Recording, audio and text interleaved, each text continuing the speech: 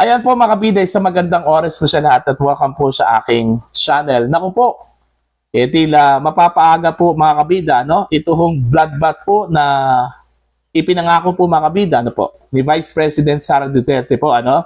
Sa kanyang impeachment, ano? Matapos pong deklara po mga kabida ng Committee on Justice dyan po sa House of Representatives, ano? Ang dalawang impeachment complaints na sufficient, informed, and substance po, ano, mga kabida. Bakit ko po nasabi na tila mapapaaga po itong bloodbath po, ano, mga kabida? Dahil kahapon po, nag-file na po ng appearance ad cautelam po, ano, ito hong mga abogado po, mga kabida, ni Vice President Sara Duterte.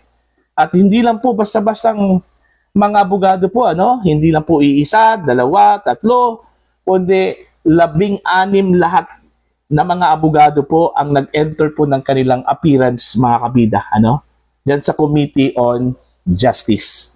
Alright? Now, ang tanong po dito, ito hong appearance ad cautelam po, ano, mga kabida, kapareho ba ito sa mga appearances po ng mga abogado dyan po sa korte, ano, mga kabida? Tandaan po natin, ang Committee on Justice po ay hindi po korte yan, mga kabida. Yung ginawa po nila mga kabida ay isa pong legislative investigation po, ano, patungkol ho sa mga reklamong isinampa po mga kabida laban po kay Vice President Sara Duterte in violation di umano sa ating saligang batas, ano, mga kabida, ano. Since the Vice President is an impeachable official, okay, titingnan po doon mga kabida, okay, kung meron bang mga impeachable offenses po, ano, na ginawa po itong si Vice President Sara Duterte while siya po ay nanunungkulan, ano, bilang Vice Presidente po ng Pilipinas, ano, mga kabida. Eto, ni-research ko po, ano po ang ibig sabihin ng appearance ad cautelam, ano, mga kabida. Eto, appearance ad cautelam is a legal term meaning appearance out of caution, ano, mga kabida. Okay? It refers to a situation where a lawyer or party appears before a court not to submit to its jurisdiction but only to protect the rights while questioning the court's authority, ano, mga kabida. And since ito pong Committee on Justice po ay hindi po korte, ano, okay, dito tayo sa case po ni Vice President Sara Duterte. In the case of Sara Duterte, where her lawyers filed an appearance ad cautelam before the House Committee on Justice during the impeachment proceedings, it has a specific legal implication. Ano po yung specific legal implication po dito, ano, mga kabida? Ito, the lawyers are appearing only as a precaution, okay, but they are not recognizing the authority or jurisdiction of the committee over their client, ano. So, nag-enter lang po sila ng kanilang appearance, mga kabida, no? Hindi po dahil ni-recognize po nila ang authority or jurisdiction po ng Committee on Justice, but to protect the rights of the Vice President, mga kabida, ano? Okay? Malinaw po 'yon, ano, mga kabida. Alright, eto, tuloy po tayo.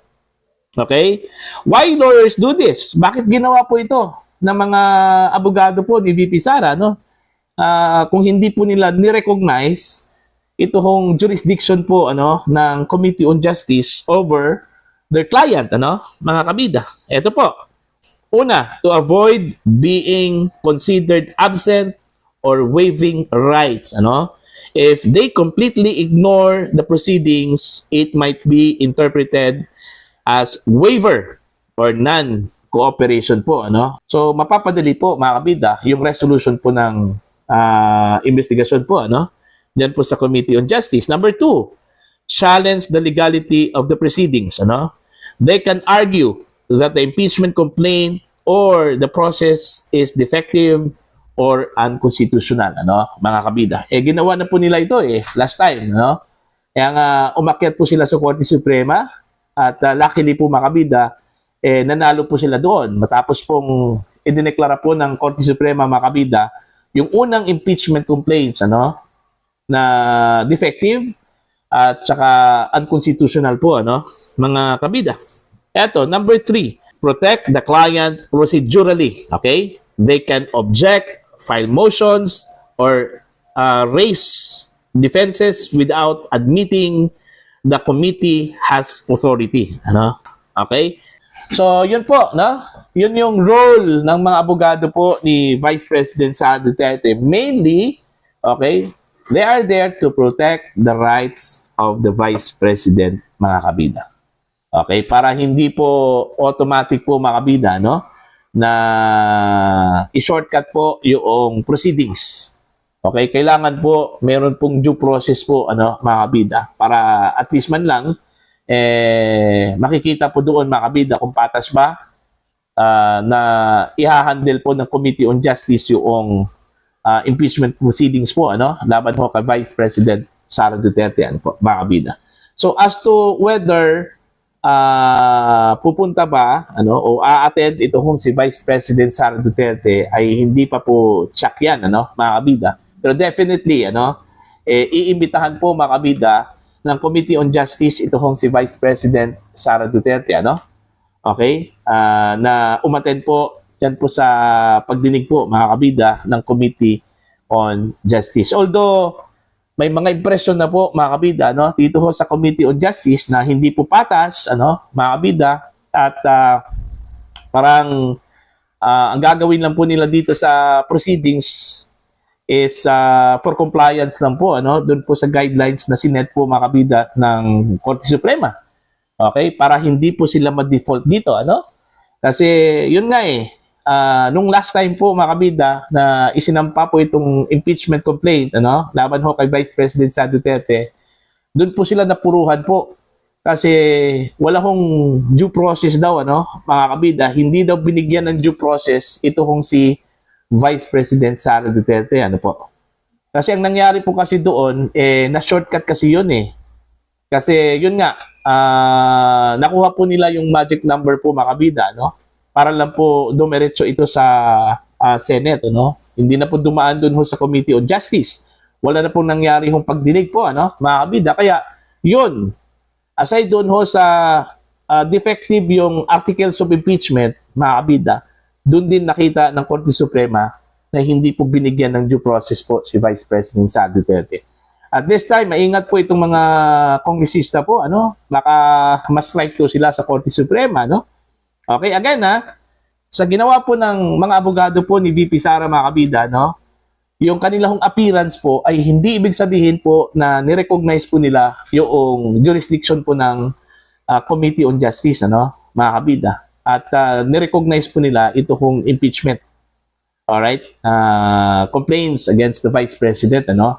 Maaari po silang dumulog po sa Korte Suprema kung meron po silang makita po, mga kabida, na hindi po kanais-nais at labag po unang-una sa ating saligang batas, mga kabida, at sa mga karapatan po ng Vice Presidente, ano, mga kabida, ano po. So, aasahan po natin na itong 16 na mga abogado po ay haharap po dyan, mga kabida, sa Committee on Justice as to whether the Vice President will attend or will appear. So, it's a big question po, ano, mga kabida. O baka hahayaan na lang po niya yung mga abogado po niya to appear dyan po sa House Committee on Justice po, ano. Okay? So, abangan po natin to kung ano po ang mangyayari dyan po sa Committee on Justice, mga kabida. Kasi, ang pagkakaalam ko lang po, ano, base po sa ilan po sa mga lumabas na mga balita po, may mga prejudgment na po, no? Yung ilang mga mambabatas po dito, ano po, mga kabida.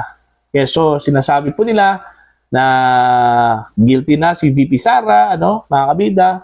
May mga indikasyon po na mayroon pong paglabag po sa saligang batas, ano, si Vice President Sara Duterte, ano po, mga kabida. So, magdedepende pa rin yan, ano, sa asal, behavior po, mga kabida, ng mga kongresista dyan po sa Committee on Justice. By the way, yung pagdinig po ay live na live po yan, ano, naka-live stream yan, mga kabida. Yun yung maganda at advantage yun, ano, sa part po ni Vice President Sara Duterte kasi makikita po dyan, mga kabida, yung mga nitty-gritty po na galaw, okay, ng mga kongresista, ano? So, kitang-kita po kung sila po ba ay patas o sila ba ay anong tawag dito, mga kabida, unfair, ano? Doon ho sa proceedings against the Vice President, ano po. Okay? Para po sa inyo, ano po ang inyong opinion at pananaw po dito? Ano? Please comment down. Sa mga hindi pa po subscriber po sa akin channel, please subscribe. Just click the subscribe button. Click the notification bell, click all para updated po kayo mga kabida sa aking mga uploads. Maraming salamat po sa inyo lahat.